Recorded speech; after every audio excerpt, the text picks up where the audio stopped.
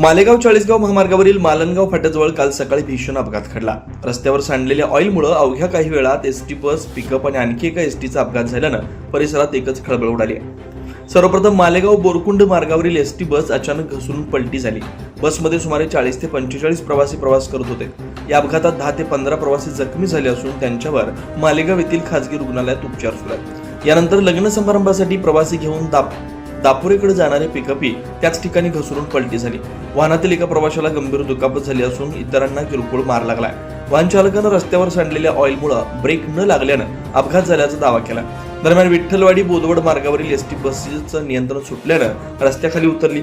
या बसमध्ये 10 ते 12 प्रवासी होते। सुदैवाने या अपघातात कोणतीही जीवितहानी झाली नाही। सलग 3 अपघातांमुळे काही काळ महामार्गावरील वाहतूक विस्कळीत झाली। रस्त्यावर सांडलेल्या ऑइलमुळे हे अपघात घडल्याची प्राथमिक शक्यता व्यक्त केली जाते। संबंधित यंत्रणेकडून नेमकं ऑइल कुठून सांडलं आणि त्याला जबाबदार कोण याचा तपास सुरू आहे। 9 न्यूज महाराष्ट्र ब्युरो, नाशिक।